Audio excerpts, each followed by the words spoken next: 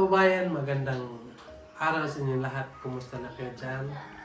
So ngayon nga araw mga kababayan, so nandito kami ngayon sa bahay. So kasama ko si tatay ni Popoy at si Popoy. Kumusta po eh? Kumusta yung pakiramdam mo? Okay na? Nakainom ka na ng gamot?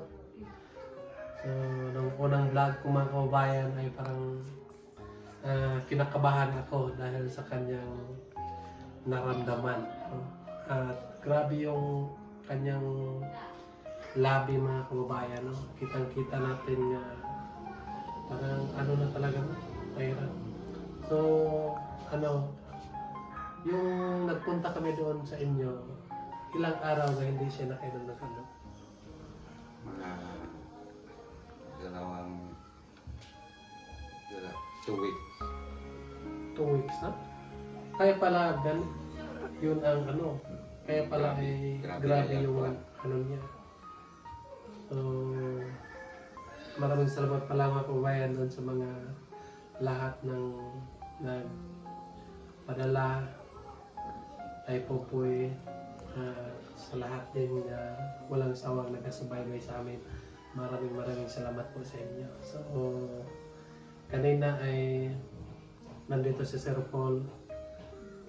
Nagpapasalamat din ako ng Panginoon dahil unang vlog natin at sinabihan kita noon nga hindi tayo mag-alala dahil yung Panginoon ay adunahan, no?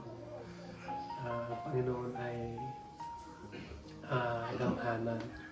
So siya lahat ang magbigay ng biyaya sa atin kapag manalighan tayo ng ating Panginoon. So, di ba nakita mo na ngayon, kahit wala tayong pera pero may mga tao nga magpapadala sa atin. Maraming salamat po kay Sir Paul dahil po sa kanya ay nagawa ko lahat ito. No? Dahil po sa kanya ay matulungan ito si Popoy. Dahil kung tayo-tayo lang, wala tayong magagawa. No? Dahil walang manood sa atin, magkano lang yung manood sa atin. So nagpapasalamat tayo ng Panginoon dahil may taong ginamit, no? Ginagawang kumbaga tulay, no?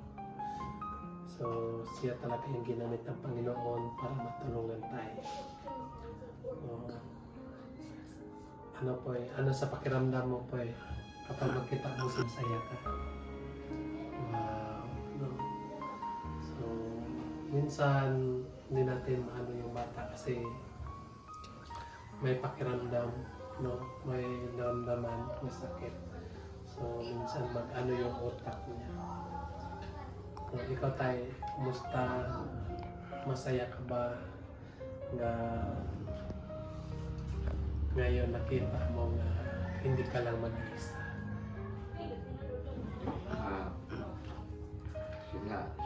Sobra sa kalipay sa lagi sa akong anak na si Popoy Islam tungod kang Peking Bombay, naabot kang Pugong Biyahero. Sa ako kayong pasalamat na po sa ilahan kay tambang yung lang tambang Popoy mahalon nga grabing pag-antos na po paghirap sa akong kinabuhi kung saan ako napalit tambal mahal magayo ang isa ka adlaw 1,000 sobra ang adlaw ni Popoy niya karon kay nana si Peking Bombay, si Pugong Biyahero, permente na yang tumar sa tambal niya kada adlaw karon nakasurvive na siya. Okay na.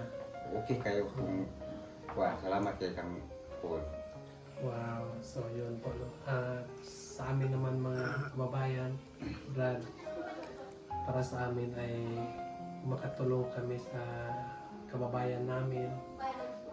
Tulad nyo, pag makatulong kami sa inyo ay sobrang saya po, no? Hindi namin hindi namin ma-explain yung saya namin dahil po ay makita, dahil kapal sa buhay yan. So, hanggat maaari, no, meron tayong biyaya, no, makatulong tayo sa kapwa natin. Pero pasensya na kayo mga kababayan, no? Hindi lahat ng matulungan namin. Kasi hindi din tayo gaano ka marami ang sponsor, no? Pero hayaan nyo, magdasal lang tayo palagi ng Panginoon. Kasi wala pong ibang sinasandalan kundi ang Panginoon lang. So, pag may mga problema tayong lahat, pag meron tayong mga problema, magdasal lang tayo sa Panginoon mga kababayan nga tulungan tayo. Tulad ni Popoy, hindi natin inasahan nung nagsulpot-sulputan yun. Agree ka ba doon sa sinabi ni Sir Paul kanina? Diba, sabi niya sa akin, sabi ni Sir Paul sa iyo na yung pira ni Popoy ay dito na sa akin nga itiin ilagay. Pag may bili ka ng gamot, 3 araw pa lang magsabi ka na sa akin para makuha natin yung pira kung magkano yung kailangan mo para sa gamot ni Popoy. So tama din naman yung gusto ni Sir Paul para lang yan sa anak mo. Alam mo naman dito sa atin na medyo sobrang hirap pa.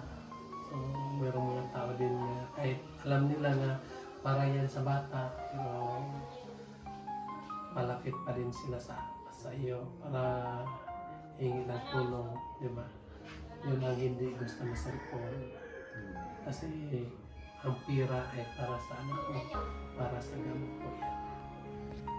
So, kung sakali ay magbili ka na ng gamot para sa anak mo, 3 araw pa lang o 2 araw, sabihan mo na ako para ma-prepare natin yung pira na dadalhin mo doon. Diba? So kanina, pinag-utusan ako ni Sir Paul nga punta ka muna doon sa Panabo. So bilhan mo na si Popoy ng karne. No? Anong karne nga gusto ni Popoy? Karneng bigoy. Baboy. Ayaw ko sanang bumili mga kababayan. Alam niyo naman nga matakot ako sa baboy. Matakot akong kagatin ng baboy, no? Pero napilitan lang ako. Sabi ko sa nagbinta, kailangan, sabi ko, lagyan mo ng 7 Silupin. Plastic. Opo. Binalot niya kasi sabi ko ayaw kong humawak ng baboy, sabi niya. Lagyan pitong plastic. So hindi nasisingaw yung baboy mga kababayan. So binili ko, nandito yung nandito yung yan. Ito na. Hindi na makikita, no? Yeah. Ano lang ito, 1 kilo at kalahati. Paborito ni Popoy. Tag 280 yung kilo, no? So, bali 500 na yan. Huwag mo pabuksan doon. 500. At saka, nabili din tayo ng ikaw na orange, mangga, at saka apple. So, para sa'yo yan. So, magpakalakas ka po kaya ha. Huwag mong isurrender yung kagwapuhan mo. Magpalakas ka. So, apple yan at saka orange at saka mangga. So, doon ko lang yan binili sa Panabo kasi wala dyan sa Malabo. At saka ngayon, kunin muna natin at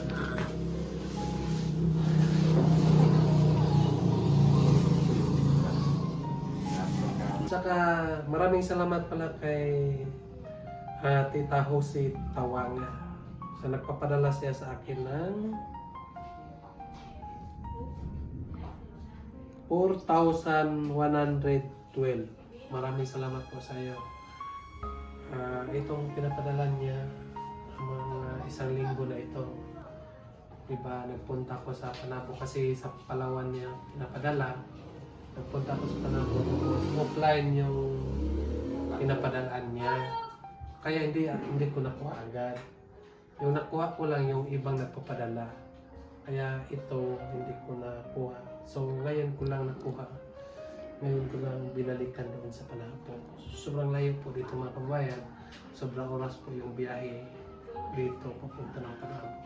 So, okay naman kabayan kasi meron naman akong ATM. Makuha ko na yun. So, pwede na nga diretso na sa aking ATM pag may magpapadala po. At saka meron pang isa. Tingnan muna natin.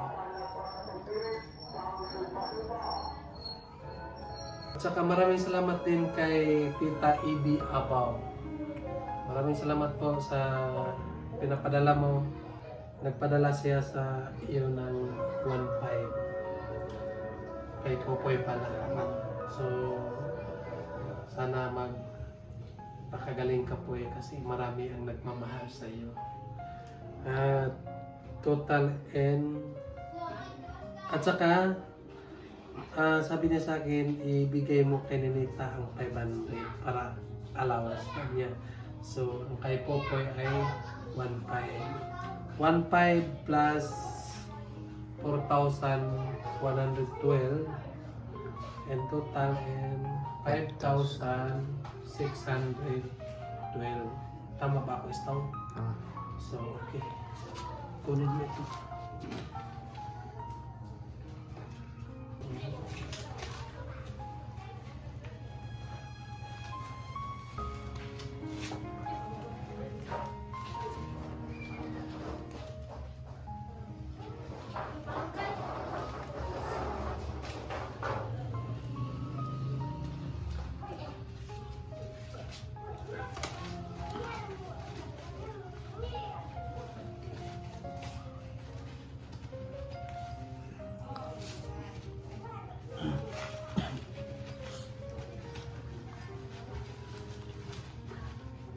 Teka mo ito.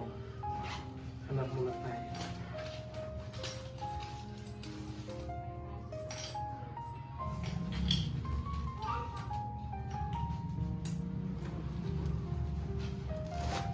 So ito. Sa'yo ko lang ibigay. Ay, puro po kayo eh.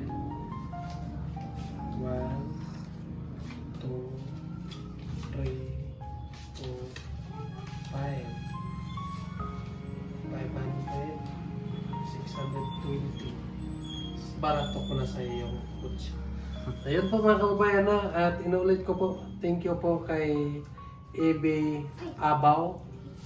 So nagpapadala siya ng 1.5 para sa kay Popoy at saka kay Tita Jose Tawangi, nagpapadala po siya ng 4,112. Maraming salamat po sa inyo. Daghang salamat sa tabang mo, ma'am. Naabot na diri ang tabang mo kang Popoy. Na siya ay magamit po siya adlaw-adlaw. Daghang salamat sa lain pang tabang. Na siya ay mga pagkain na po may magamit pagtambang kaya po daghang salamat mo. Yan mga kababayan, no? So natutuwa ako dahil nandito tayo sa bundok pero meron pa rin mga nagmamalasakit sa atin, meron pa rin mga taong handang tumulong. So, kaya hindi tayo magpapag-asa. Habang may hiling na pa, may pag-asa pa. So, kaya ay hindi natin isurrender yung lahat. Lalo na yung anak mo. Hindi natin yan isurrender. Magdasal lang tayo sa Panginoon na sana marami pang mga biyayang natin para kay Popoy. So, ang ano ko lang sa'yo, sana yung pira na binigay sa'yo ay gamitin para sa no. So, gamitin mo lang sa kanya. Kung sakali ay kailangan mo na ng pera, sabi ka lang sa akin. So, huwag kang mag-alala sa pera mo, nandito na yung pera mo. Yan ay para talaga yun sa mga kapatid. So, yun lang po mga kababayan, no? Maraming salamat po sa inyo lahat. So, wala yung sawang nakasubaybay sa mga YouTube. So, sana po ay huwag kayong magsawa ng kababayan na lagi subaybay sa mga YouTube. Papasalamatan ko din po mga kababayan sa Sir Paul dahil po sa kanya ay nagawa ko ito, dahil po sa kanya ay nakita ninyo ako mga kababayan. Ako ay hindi ako talaga magsasawa ng magpapasalamat kay Sir Paul. Dahil po ay siya talaga yung ginamit ng Panginoon para matulungan kami ng mga kapatid. Kapag wala si Sir Paul, hindi ba kami naman si Sir Paul. Kaya ay gabi-gabi natin kapag nasabi natin sa biyahe nila ay nahilang sa mga discuss. So yun lang po mga kababayan. Thank you po sa inyo lahat. Mag-ingat kayo dyan palagi. Bye-bye.